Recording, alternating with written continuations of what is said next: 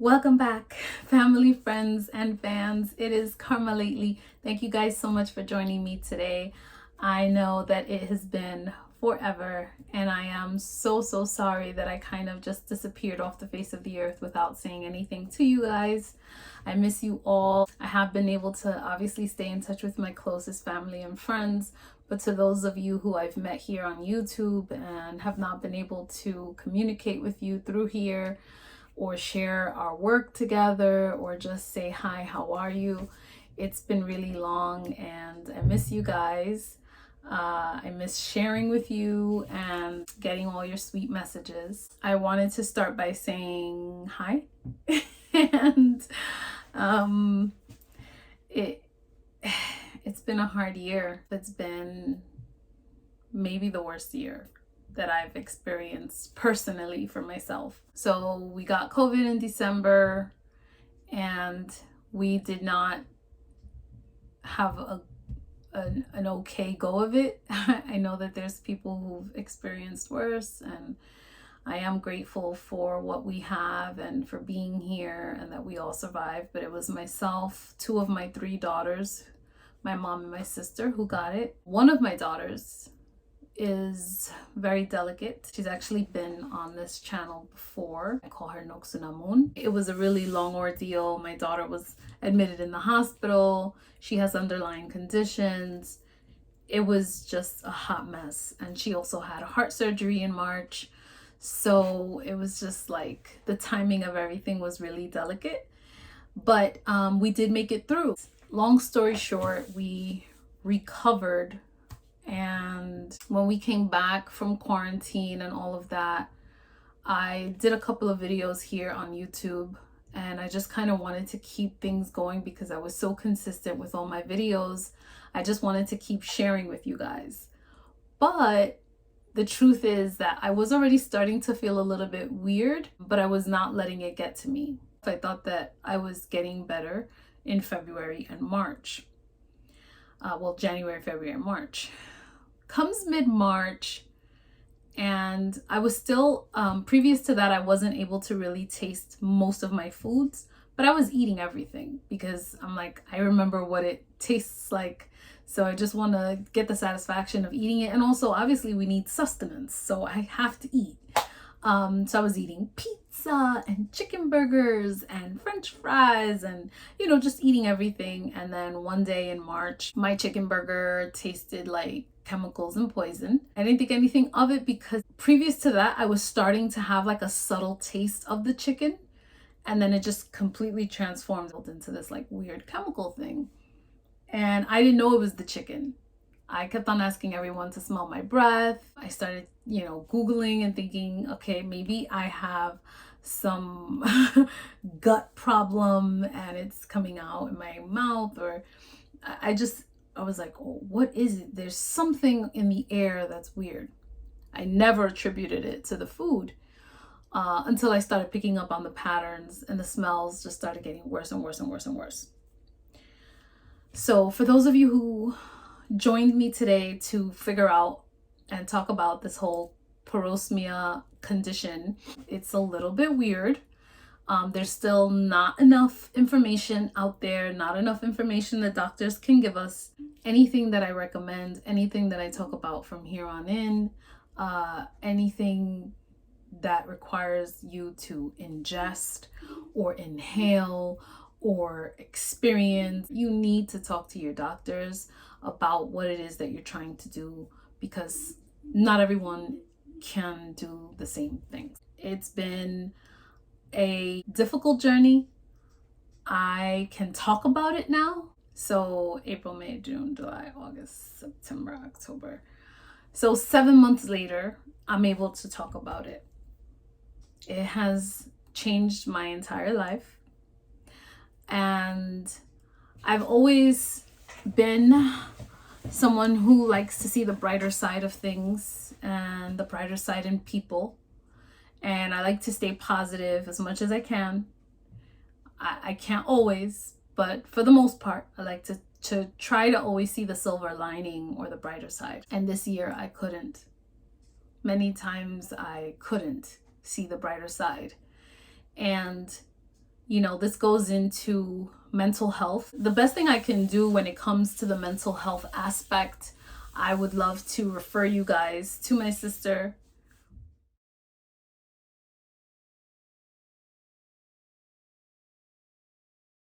I'm sure that this video is probably part of your research journey, and so I'm going to try to make it as thorough and as helpful as I possibly could, because this is something that I am trying to keep a very cheery affect during this video, because I'm not here to try to depress you guys and or anything like that, but this is a very serious matter, and there are very mild cases of parosmia, and then there are extreme cases of parosmia, depending on how aggressive it is for each individual and what we do about it or what we don't do about it, So basically, we have these olfactory sensory neurons, and there's millions and millions of them. It just kind of like rests at the top of our nose.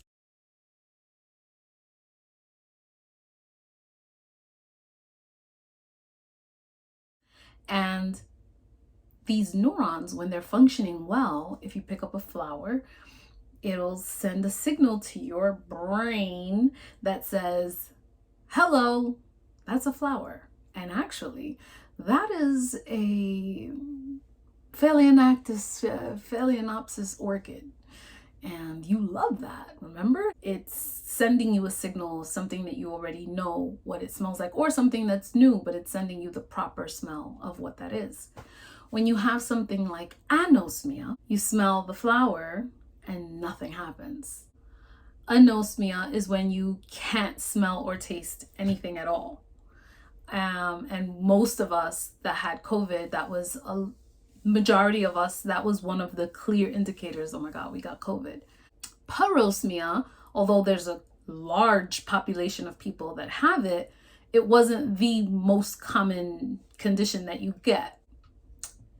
When you have parosmia, apparently it's a sign that you are getting better. Unfortunately, it's also a sign that you've had damage, and that this getting better is going to take as long as your body says and as long as your body needs, so that it can get better. So with parosmia, you're going to smell something, you're going to smell that flower, and your brain is going to say, and your neurons that are all wonky are going to tell your brain, that smells like crap. Or it's going to tell your brain, that smells like rotten flesh. Kind of never want to smell that again. And that's where things get gross and things get serious, because we have people who are experiencing parosmia on a very mild level, and so they have some foods that they can eat and some foods that they cannot eat. But for some of us who have it more severe, it's that we're not able to eat. Many of us are not able to tolerate even being in the same room where these foods are being served or cooked or prepared, or even purchased. We have issues going into supermarkets and restaurants and outside restaurants and anywhere in the street, because it's not just foods, cigarettes, marijuana, gas, fire, anything. Most things have a distorted smell. We are not smelling what you're smelling. And it's such a mind screw, because there's days where I say to myself, how is this possible? It makes no sense. If I want to smell a gosh darn pizza, give me my pizza. I want to smell it. I want to smell pizza. Give it to me. I want to eat it. And there have been days where I have this like, no, I'm not. And I'm just like, and I'll take the pizza, and I can't. So for me personally, majority of the smells have a cross between rotten flesh, sometimes rotten flesh burning, rotten flesh, or rotten garbage. I do feel that I have it pretty severe since I have a longer list of foods that I cannot tolerate at all, and a shorter list of the ones that I can. So my options are kind of limited for different reasons. So the next thing I want to talk about, I have my notes over here in my big screen, so I just want to take a look. So in March, when I got parosmia, I also developed something just a few days right after getting parosmia. I developed tinnitus in my left ear and vertigo. And after talking to my neurologist finally last week, I found out that I definitely had some sort of nerve damage in my ear, more than likely happened during COVID. And it caused for me to have hearing loss, some hearing loss anyway. I think I lost about 50% of my hearing here. And whatever that damage did, it might have created some crystallizations or some crystals or something here in my ear, where when I position my head in certain ways, I get vertigo. Not fun. It has not been fun at all. So one of the first things that I did when I discovered that I had all of these things, because I really did think I was going crazy, and already COVID had messed with my nervous system in that I was getting severe panic attacks from December. I've never been known to have, a panic attack every single day, let alone multiple panic attacks in one day. I maybe had like one or two every couple of years, that kind of thing, depending, but my nervous system was never to that degree. So I knew that it had to be because of COVID. Spoke to my doctor and they said absolutely it was because of COVID. I'm sharing all of this because I don't know if other people have a combination of these or it's just parosmia, but for those of you who have a combination of some of the things that I'm experiencing, I just want to share some of the things that I've been working on that have been helping, and also the things that the doctors have been advising me to do. Some things that I've already done and that I will be doing that I'm excited about. So I'm going to start with the first thing that I did. The first call that I made was to my natural doctor, and I called him to do acupuncture. I have been doing acupuncture since March. I've missed a couple of weeks here and there, but I've been going every single week since March. It is an investment, and if you can't afford to do that, do not feel bad, but definitely look at your budget and see how many things you can omit right now just to make a sacrifice so that you can dedicate some of that money to invest in your health.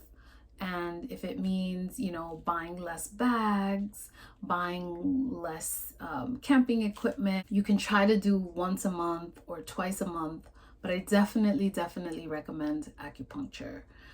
There are two main reasons that I recommend the acupuncture and that I noticed when I miss a couple of weeks of acupuncture, I notice where things start to get shifty. Number one, I felt that the anxiety was completely controlled with acupuncture.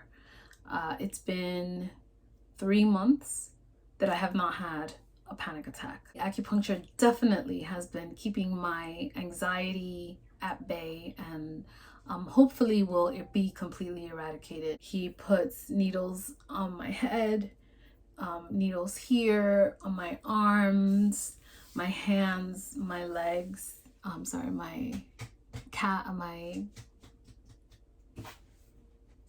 calves and my feet. And some of this is for anxiety, but some of this is to just shoot signals, just shoot them into the brain and start rewiring and helping my brain to speed up this process to naturally heal from this disaster that has really changed my life. He also does a combination of acupuncture and smell therapy. So he sometimes lets me smell essential oils and menthols and just different things. I've been smelling them, and now I can say that I can distinguish most essential oils I still can't tolerate very much peppermint for some reason, and eucalyptus.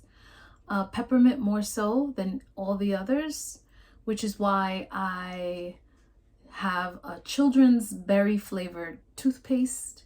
I can't have regular mint gum, and I don't have my peppermint tea anymore. I haven't been drinking tea actually. I prefer to go back to drinking tea when I can actually enjoy it. And I'm going to talk more about that in a minute too, because I think it's important to talk about being patient with yourself and tolerating and what you can tolerate and what you can't. But we're gonna get right back to that in a minute. You have to understand that whatever you do, you need to be tackling your brain, your nerves. That's why for me, acupuncture makes the most sense. Also, during acupuncture, I meditate. And I have to report that my meditations are so intense. I see beautiful colors and they kind of like open and close in shapes. I see a lot of indigo and orange and white and black. And I just absolutely love how I feel after I meditate. And I try to practice meditation not just during acupuncture, but also when I'm at home, anywhere. I'll just, even sitting here, I'll just sit and in quiet space and just like maybe close my eyes, maybe not, and just start meditating and breathing as well. I saw an audiologist. I saw an ENT doctor. The ENT doctor recommended that I take zinc and Flonase. The Flonase, I did it one time, and then I started to feel something coming down my throat. And I went to spit, and it was blood. So I told my doctor, I said, hey, I don't think I want to do Flonase. And my doctor was like, that's fine. You know, maybe you just had like a nosebleed or something. Me personally, I'm no doctor, but I really do think that this area for me right now, this whole general area, and I kind of feel this here like a little swollen as well. This whole area for me is delicate right now. So I don't want to kind of mess around with it. And I think the most that I do is even though it's got menthol, I'll put Vick's inhaler and I'll like put it in my nose and breathe in deep. It kind of makes me feel cleared up. I'm also part of a Facebook support group, which I totally recommend to you guys. I'm part of 2 support groups. There's a lot of information on there. There's a lot of support. There's a lot of sadness as well, but there's also a lot of hope. I know for me, there's days where I'm strong enough where I can be of support to someone. And then there's days where I need to be there even though I feel weak because I need the extra support. So you really just have to kind of feel your way through that. But the Facebook support groups have definitely helped me. Yoga. I have been doing yoga more consistently. At first, I wasn't able to because the vertigo was so bad that I couldn't really get out of certain positions. But now I've been able to do yoga. So I started with yoga for vertigo and it was great. And I felt like doing it consistently helped the vertigo to kind of stay at bay. And then now I've kind of crossed over into like yoga for your arms and your core and yoga for, anxiety and yoga for this. But now I'm feeling like the vertigo is kind of trying to kick back in because the way that I'm positioning my head and different things, it's not working out for the vertigo. But after talking to my neurologist last week, she gave me a referral to start vestibular rehabilitation. And I am going to look that up right now with you guys. These exercises are designed to mildly or at the most moderately provoke the patient's symptoms of dizziness. Over time, with good compliance and perseverance, the dizziness intensity can reduce due to the brain learning to ignore the abnormal signal. Oh, so they're going to actually make you dizzy during this exercise. That's the habituation exercise. Balance training exercises, I guess that speaks for itself. If you haven't seen a neurologist yet and you feel like you have parosmia or you still have anosmia, you should talk to a neurologist, especially if you have other things that are also going on neurologically that need to get worked on. Another thing is therapy. Now, I haven't done it myself yet because I didn't feel ready. I think I'm ready now, and I definitely recommend it because mental health is very, very strongly associated with the long hauler COVID symptoms. Stress, anxiety, and depression. The thing is that once you have these weird new conditions automatically, it can even just having the condition itself can cause the stress, anxiety, and depression. In my case, I got the stress, anxiety, and depression because of COVID. It just kind of messed with my nervous system. And then in getting all this other stuff, it just kind of made everything exacerbated and it just made everything worse. I'm going to be putting a link in the description for my sister's channel. She has a lot of resources and she has her Instagram page where she gives a lot of tips for self-love and self-care. I think this is a really great time for us to focus on our self-love and self-care, and she has wonderful, wonderful tips on that. I'm also going to put a link for the yoga that I do, Yoga with Adrienne. She is amazing, and it's funny how I told my sister all the topics that my sister talks about on her Instagram page about self-love and self-care. Yoga with Adrienne, she has a yoga for all of those things. She has yoga for self-love, yoga for anxiety, yoga for vertigo. You know, like she has all these different things, and yoga for mental health. And so they really go hand in hand, her and my sister. So it's really cool. And so I'm gonna have a link for them too in the description. I'll also put a link for some meditation that I think, some guided meditation, and also just plain music that I've loved to listen to during this journey. Another thing that I would suggest highly is your own personal hygiene and your own, you know, like skin care and hair care, massages, moisturizing your skin, and feeling good.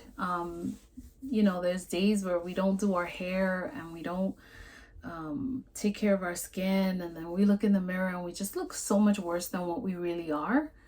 And so you gotta kind of put your game face on, and you need to motivate yourself in that way. This is the first time that I am painting my nails.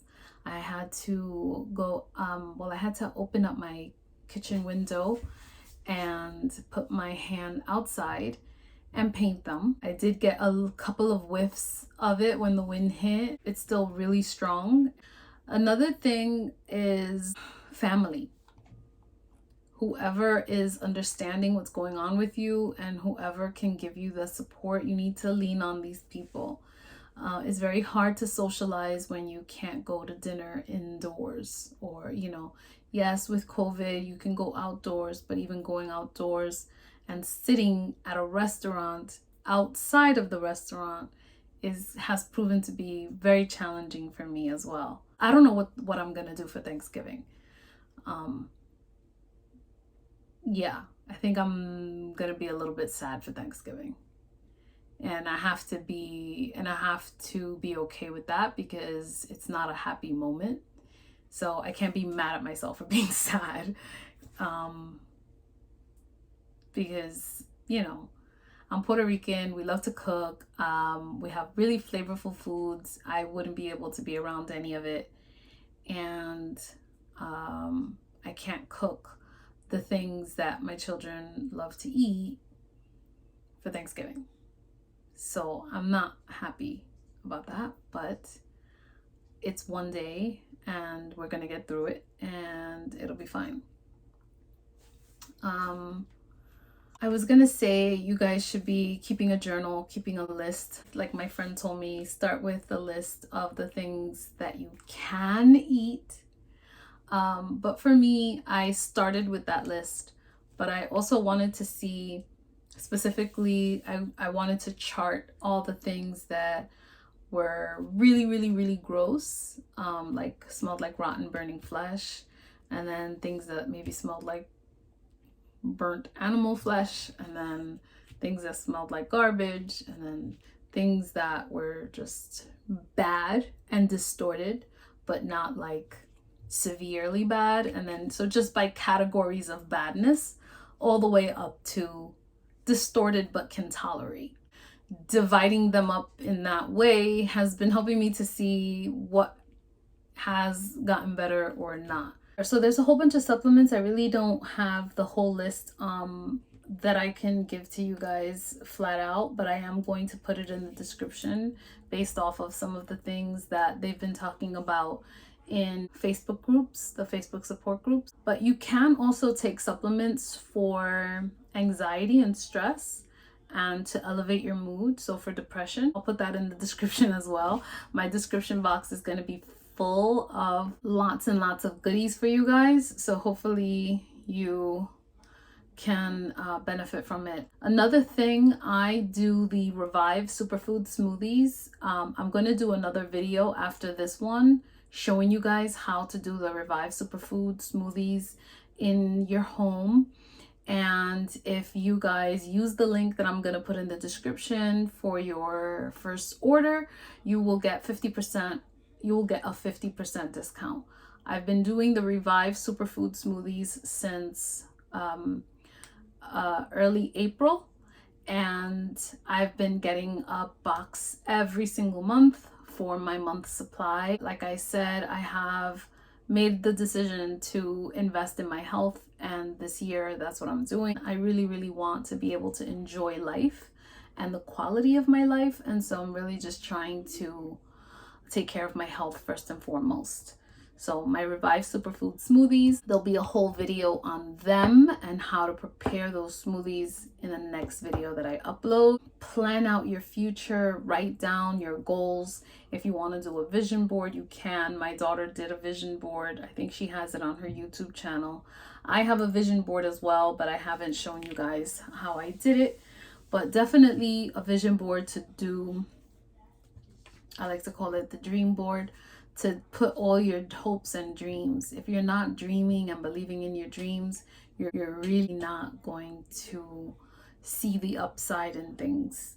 You still have to, despite whatever you're going through, you have to know that things are going to get better. You have to believe that you are going to heal from this. And we're going to do it together. We're going to heal together. Please have patience with yourself. It is not easy. And I was feeling so guilty. I always felt like I was ruining people's events and ruining everyone else's experience because I couldn't be inside. So sometimes I had to stand outside and people weren't able to. It was just really bad. And I would feel bad, like I was ruining everyone's experience of whatever event it was. And my family was constantly telling me, no, don't think that way, you know. We are here for you. And yeah, maybe sometimes we do feel bad that you're going through this, but it's because we understand that this is tough and we want what's best for you. But that shouldn't make you feel like you're making us feel bad, you know. So it was really good to see that my family was able to support me in that way and help me to see things a little bit differently, because our perception can get swayed when you're feeling depressed. Also, have patience with others. Not everybody is going to understand what you're going through, and as a result, they might think that you're exaggerating or being a baby, or, oh, you can tolerate that. You know, I actually had to put some people in my Facebook support group in their place because people were on there and it's supposed to be a helpful space, and then all of a sudden somebody's like, I don't know why some of you are not eating the foods that are hard for you. I ate the foods that were hard for me and it was fine. It's not the same experience for everyone. In my case, I don't feel like it's that I can't tolerate the food. The food is intolerable, but not everybody's gonna understand what you're going through. No, you don't have to eat the foods that are bad for you. In fact, doctors and professionals and specialists are saying, stay away from the foods that are bothering you. I find that when I try to stay away, my quality of life is just so much better. I do encourage you guys to research as much as you can and just know that things are going to be okay. There was some benefit to this, and it was me actually dedicating a whole year to my health, dedicating myself, appointments every month, trying new things that are going to help me to heal, constantly worried about my healing has led me to take action. If you don't take action, so like doing nothing is going to create something, and something that's not good. Consistency of my health has helped me to find strength when I was at my weakest. I'm feeling so much better. I still have issues with certain foods, and I'm gonna list those foods in a minute. My kryptonite over everything is garlic, especially garlic cloves, but garlic powder as well. Onions, peppers, meats, all meats, even cold cut, a lot of fruits and vegetables, lime, orange, most things citrus, pineapples, mangoes. I mean, the amount of foods that I love that I can't have it's a long list. It's been an adjustment for my family as well. I know that it's hard for my family to see me in this way. I know my daughters struggle with it very much, but they also keep me grounded and shake me up when I'm feeling down. But guess what? It's okay. It's okay if you can't get up. Stop worrying about people and what they're gonna say. You know, it's okay to be depressed. If people are judging you for being depressed, then they have mental issues that they've got to go get fixed. If you need a break, then you need to take that break. If you need to not be at the job that you're in, then you need to figure something else out. But your mental health and your well-being is far more important than any paycheck, than any material item on the planet. So don't worry about people saying, oh, but you've been like super out of it and like depressed and you're in bed all the time and you're tired. Yeah, super tired. This is what's going on. This is how we're feeling, and this is how, and you need to give yourself the respite that you need. My acupuncturist told me that for many of us with long hauler COVID, we've had a blockage in our entire system. Our system is blocked, and we will heal over time. I think they said the general rule has been it's gonna take about a year or so, but we're blocked and we need to unblock ourselves. So it's constant affirmations, constant meditation, yoga, self-care, trying to heal, journaling, talking to people, you gotta constantly be doing stuff. But then there's days where maybe you can't do anything. I'm still healing from it. I think what's been helping with certain things, like I think the marijuana and the cigarette smoke has gotten lighter. I feel like I can attribute that and the essential oils improving as well. I do agree that the smell therapy is important, but I don't think that smelling things that are bad for you constantly is good. I've also heard about the whole pinch your nose and eat something, that you really can't have just so that you can get the sustenance. Well, I've tried that, and unfortunately that doesn't work for me because I'll pinch my nose, I'll eat it, and then I take it, and I don't know if it was mental. I thought that the tip of my tongue was burning. Unless I have my nose pinched all day. I do believe that we need to give our bodies time to heal. There are a lot of people who have healed in different amounts of time. Some people it's taken weeks, some people days, some people just a few months. For some people, a year and 3 months. We shall see. I hope that sharing this information has been valuable to you and that you can take something from it. If you have a loved one or if you yourself are experiencing parosmia, you should seek advice, do research, talk to your medical care professionals, definitely discuss with them treatment plans, even though they're going to say, well, you just have to wait till you get better. There's always something that can be suggested. I am going to a specialist on Monday, and so I'm really excited about that because I think that I'm going to have more information coming to you guys. I'm going to try the vestibular rehab. I'm going to talk to this parosmia specialist. So please stay tuned. Subscribe if you have not already. Although this is an art channel, I am going to make an exception, and every once in a while I'm going to be giving you guys some information about my progress with parosmia and any information that professionals and specialists have given me. So parosmia is a serious disorder. Definitely look at more research and check out the links that I'm going to put in the description below. You guys gotta get better, and so will I. So stay positive, stay hopeful, keep writing down your dreams, and believe that you will be better, and you will. Take care and catch you in the next one. Peace.